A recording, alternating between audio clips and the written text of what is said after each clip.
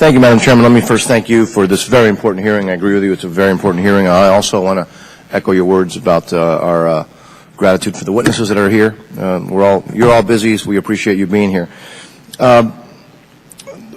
We must ensure that effective oversight is there to avoid wasteful spending, and so I agree with the chairwoman.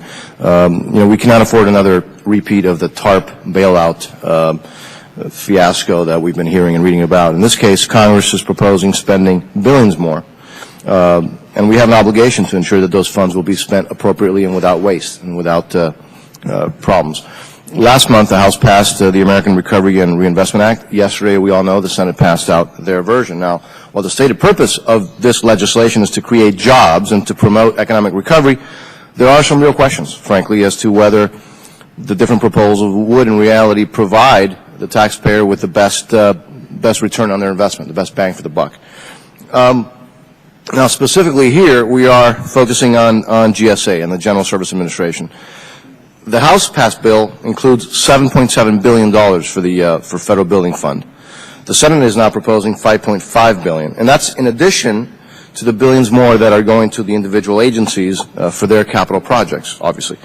Now, while the proposal provides some additional funding to the Inspector General and some transparency provisions, I clearly am very concerned still that the provisions wouldn't provide for meaningful congressional oversight of capital projects. And some of those things that we've been talking about are not included in this legislation. Now, we know that at the full committee hearing we heard, Madam Chairwoman, last month regarding the stimulus project, the proposal, that the GSO recommended 3 guiding principles for GSA projects, and they are the following. Number 1, to create well-defined goals based on identified areas of interest. Number 2, to incorporate performance and accountability into funding decisions. And 3, employ the best tools and approaches to emphasize return on investment. None of these practical suggestions to help avoid wasteful spending of the taxpayers' dollars has been incorporated into the legislation. None of them. Instead, we have mechanisms that will only serve to highlight the problems after the money has already been obligated or spent. I repeat that. After the money has been either obligated or spent, which is highly unacceptable. We know that the potential for waste is huge. Federal real property has been on the GAO's high-risk list since 2003, and according to the GAO, long-standing problems in the federal real property area have multi-billion-dollar cost implications to the taxpayer. Now, unfortunately, the proposals pending in Congress would appropriate billions of dollars with little accountability. The funds for GSA will be going into the hands of the GSA bureaucracy. The bureaucracy would determine how to spend those funds however the bureaucracy sees fit. In fact, there seems to be little that would prevent funds from being used for projects that this committee specifically has intentionally rejected.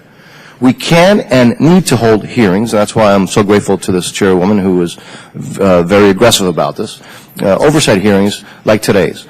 But we also know that GSA will be responding to competing interests, and we understand the process, how it works. And given that there's explicit language in the Senate proposal regarding courthouses, for example, GSA could very well decide to spend $1 billion on a single project that this committee repeatedly refused to approve because of the wasteful nature of that proposal. Now, while such projects would be reported to the appropriations committees and posted on the newly created recovery.gov website, not even the standard checks and balances normally in place for such projects would apply. Hard to believe. The proposed bill not only ignores the prospectus process normally required for such projects, this committee is not even included in the reporting requirements mandated in the legislation. Again, not acceptable. Another concern that I have relates to whether the proposal focuses enough on the actual creation of jobs, which obviously, as we know, is the stated purpose of this legislation. Now, for example, while energy efficiency is something that the federal government should strive for and that we all support, it seems that energy efficiency and conservation is given greater consideration in the pending proposals than is job creation. Now remember, this is supposed to be a job creation bill. That is the purpose of the bill. The House-passed bill gives priority to projects that will create the greatest impact on energy efficiency and conservation. The Senate version goes even further to require that nearly half of the proposed funds are used to convert GSA facilities into high-performance green buildings, as defined by the Energy Independence and Security Act, not to create jobs, which is supposedly the purpose of the legislation. While creating efficient buildings is a noble goal that we all share, and that obviously might have long-term benefits, it seems to trump consideration of the immediate need for job creation and economic stimulus, which, I repeat, is supposedly the purpose of the bill. If we are going to spend billions of taxpayers' dollars to stimulate the economy and create jobs, as, I repeat, supposedly is what the bill is for, we should have a bill that ensures that such a stimulus effect is maximized and is prioritized. One option, for example, is using acquisition as a stimulus. Now, while the proposed bill does not explicitly mention that you can acquire property as an option, they do allow for projects authorized under existing GSA authorities, which may include acquisition of buildings. Now, such authorities should be encouraged, and I am pleased that GSA in its testimony says that it's exploring those options. There are many development projects that have either stalled or at risk of, frankly, stalling because of the economy. This potentially creates an opportunity for the taxpayers to acquire needed property at a significant savings to the taxpayers, and also putting people to work immediately, which is the supposed purpose of this bill. At the same time, such investment will help to stabilize economic development projects that local economies are relying upon to help their neighborhoods and create sustainable jobs. Again, however, I remain concerned.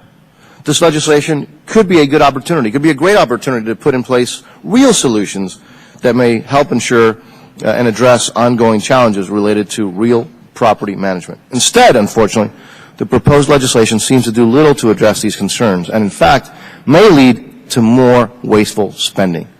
We should not repeat the mistakes made on the bailout bill, on the TARP bill, of writing a blank check. There must be meaningful oversight and accountability.